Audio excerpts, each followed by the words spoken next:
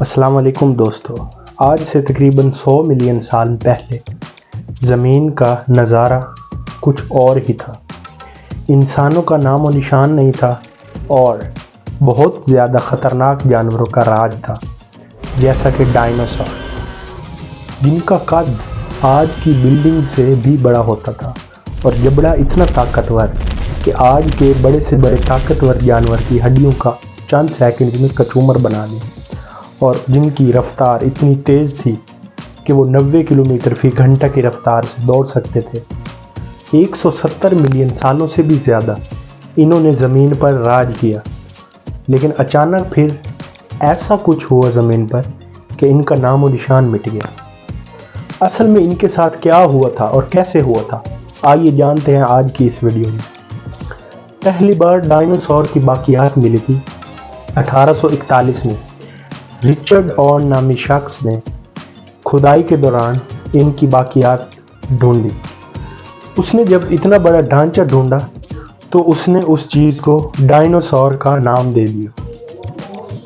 Dinosaur اصل یونانی زبان کا لفظ ہے جس کا مطلب دو پارٹس میں ہے، ڈائنو اور سور۔ ڈائنو کا مطلب ہے بہت زیادہ خطرناک اور سور کا مطلب ہے چھپکلی، تو اس کا لفظی مطلب جو بنتا ہے وہ یہ ہے، خطرناک چھپکلی، بہت زیادہ بڑے دراز قد و قامت والی خطرناک چھپکلی۔ آج تک ڈائناسورز کے 10,000 سے بھی زیادہ فوسلز ڈھونڈے جا چکے ہیں کھدائی کے دوران مختلف جگہوں سے پوری زمین پر۔ ان کا وزن 15,000 کلو گرامز ہوتا تھا اور یہ 20 سے 25 میٹرز لمبے ہوتے تھے قد میں۔ ان میں سے کچھ اڑنے والے ڈائناسورز بھی ہوتے تھے جن کو ہم قزائیکو آئیڈلز کہتے ہیں آج کے دور میں۔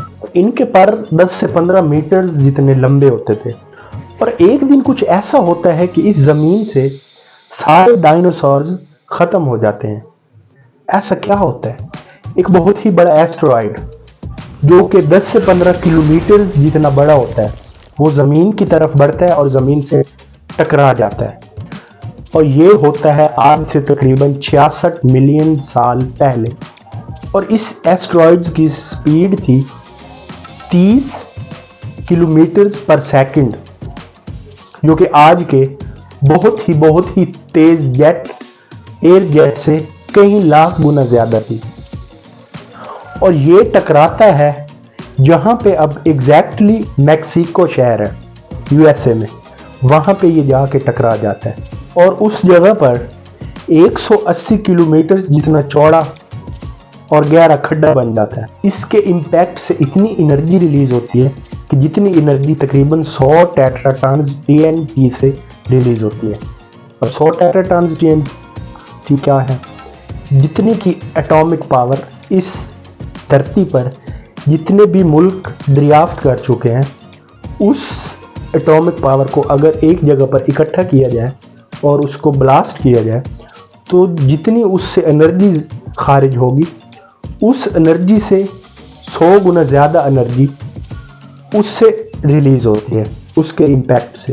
ایسٹرائیڈ جب زمین سے ٹکراتا ہے اس دھماکے سے 1 بلین زیادہ اثر رکھنے والا دھماکہ ہوتا ہے زمین، اور زمین پر جو ٹمپریچر تھا وہ سیکنڈز میں ہی کئی ڈگری بڑھ جاتا ہے، اور اس ایریا کے ہزاروں کلومیٹرز تک جو بھی جاندار چیزیں تھیں وہ اس کی گرمی سے پک جاتی ہیں، مطلب ہوا میں اڑ جاتی ہیں روئی بن کر۔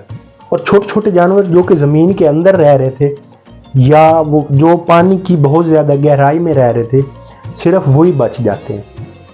اور اس کے بعد آتا ہے کلائمیٹ چینج کا طوفان، جس سے شاک ویوز آتی ہیں، ہیٹ پلس آتی ہیں، اور جنگلوں میں لاکھوں کلومیٹرز تک وائلڈ فائرز دیکھنے کو ملتی ہے۔ سمندروں میں طوفان آتے ہیں، کہا جاتا ہے کہ سمندروں میں 2 کلومیٹرز جتنا اونچا طوفان آیا ہوگا، اور ایسڈ رین ہونے لگتی ہے اور پوری زمین پر زلزلے آنے لگتے ہیں۔ اور ایسٹرائیڈ کے ٹکرانے سے جو ڈسٹ اڑتی ہے وہ زمین کو چاروں طرف سے کور کر لیتی ہے، جس کی وجہ سے جو سورج کی سن لائٹ ہے وہ 1 سال تک زمین پر کہیں پہ نظر نہیں آتی، پوری زمین پر 1 سال تک رات ہو جاتی ہے بالکل، جس کی وجہ سے شعاعیں نہ پہنچنے کی وجہ سے ٹمپریچر جو ہے وہ तेज़ी से गिरने लगता है और टेम्परेचर जो है वो मेल्टिंग पॉइंट तक 0 डिग्री से भी नीचे चला जाता है और अगले 3 साल तक ज़मीन का टेम्परेचर फ्रीजिंग पॉइंट पर रहता है।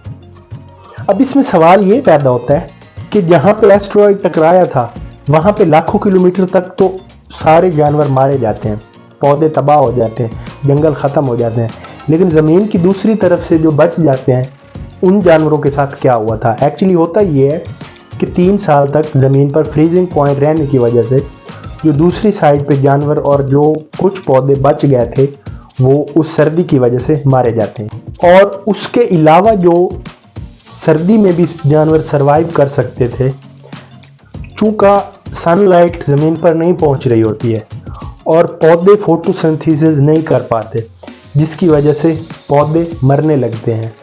और जो जानवर पौधे खाते हैं हर्बीवोर्स, वो पौधे ना होने, चारा और ग़िज़ा ना होने की वजह से वो जानवर भी मरने लगते हैं।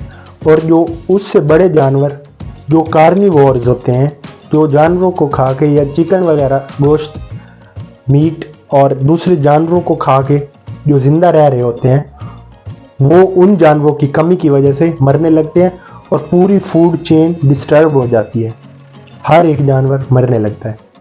Acid rain, climate change, temperature गिरने वाला अमल जो है वो हज़ारों सालों तक ज़मीन पर होता रहता है।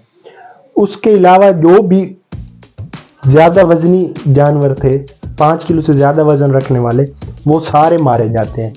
इनमें से कुछ रह जाते हैं, कुछ छिपकलियों की कुछ किस्में स्पीशीज़ और कुछ कीड़े पतंगे जो कि मरने वाली डायनासोर्स की बाकियात पे ज़िंदा रहते हैं। उन पर जो स्पॉन्जेस और फिंजाइज और एल्गीज पैदा होती हैं, उनको खाकर वो कई सालों तक ज़िंदा रह जाते हैं। और इसके खरबों सालों बाद इंसान तो अभी उस डायनासोर्स के मुकाबले में इंसान अभी इस ज़मीन पर आया है और डायनासोर्स का मरना और उस एस्टेरॉयड का ज़मीन के साथ टकराने के लिए इंसान को बहुत ज़्यादा फ़ायदा हुआ है, क्योंकि बहुत बड़ी स्पीशीज़ जो पहले होती थी वो उस एस्टेरॉयड के टकराने से मारी गई, तभी जाके इंसान इस ज़मीन पर सरवाइव कर पाया और आज इंसान की इस सियारे पर हुकूमत है। अब आपके ज़हन में ये सवाल आ रहा होगा कि सेम उसी तरह से अगर कोई एस्टेरॉयड ज़मीन से टकरा जाए तो क्या होगा? तो ये इस सवाल का जवाब हम देंगे आपको अगली वीडियो में। मिलते हैं नेक्स्ट मज़ेदार वीडियो में। अपना ख्याल रखिएगा। अल्लाह हाफ़िज़।